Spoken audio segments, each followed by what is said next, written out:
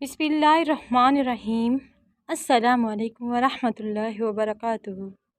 हज़रत अबू ज़रज़ा असलमा रज़ी अल्लाह ताला अन्हु कहते हैं कि मैं रसूलुल्लाह सल्लल्लाहु अलैहि वसल्लम के साथ रहा हूँ। आप सल्लल्लाहु अलैहि वसल्लम की आसानियाँ बख्शने का खूब मुशाहिदा कर चुका हूँ।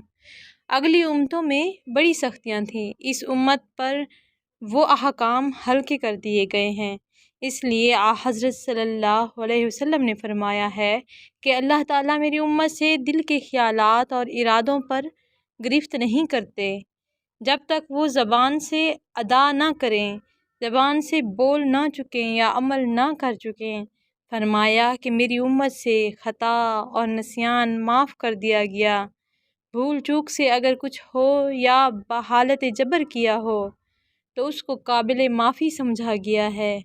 इसीलिए अल्लाह ताला ने इस दुआ के मांगने की हिदायत फरमाई है, रब्बना ला तुआखिज़ना इन नसीना औ अख्ताना रब्बना ला तुहम्मिल अलैना इस्रन कमा हमलतहु अलल्लज़ीना मिन क़ब्लिना रब्बना वला तुहम्मिलना मा लन ताक़त लना बिह वाफ़ु अन्ना वाग़फ़िर लना वरहमना वअन्त मौलाना फंसुरना अलल क़ौमिल काफ़िरीन। सूरह बकरा की आखिरी आयत। इसका तर्जुमा, ऐ हमारे रब हम पर तारोगीर ना फरमाइए अगर हम भूल जाएं या चूक जाएं। ऐ हमारे रब, और हम पर कोई सख्त हुक्म ना भेजिए जैसे हमसे पहले लोगों पर आपने भेजे थे।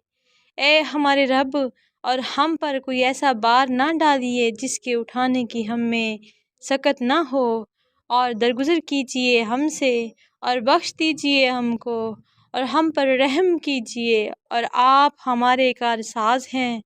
बस मदद कीजिए हमारी और गालिब कीजिए हमको काफरों पर। सही मुस्लिम से साबित है कि इस दुआ के ज़रिए खुदा से मांगा जाता है तो हर सवाल पर अल्लाह ताला फरमाता है, अच्छा मैंने दिया, अच्छा मैंने कबूल किया। तो मेरे प्यारे मुसलमान बहन भाइयों, इस दुआ के साथ अपनी तमाम हाजात बयान करें अल्लाह के आगे। अल्लाह तो करीम है, अल्लाह बेहद रहीम है, वो सखी बादशाह है, वो अपने दर से कभी किसी को खाली नहीं लौटाता। अल्लाह ताला हमारी और हम सब की, हमारी आने वाली नस्लों की और गुज़र गई हैं जो नस्लें, उनकी पे भी अल्लाह पाक अपनी रहमत फरमाए। आमीन।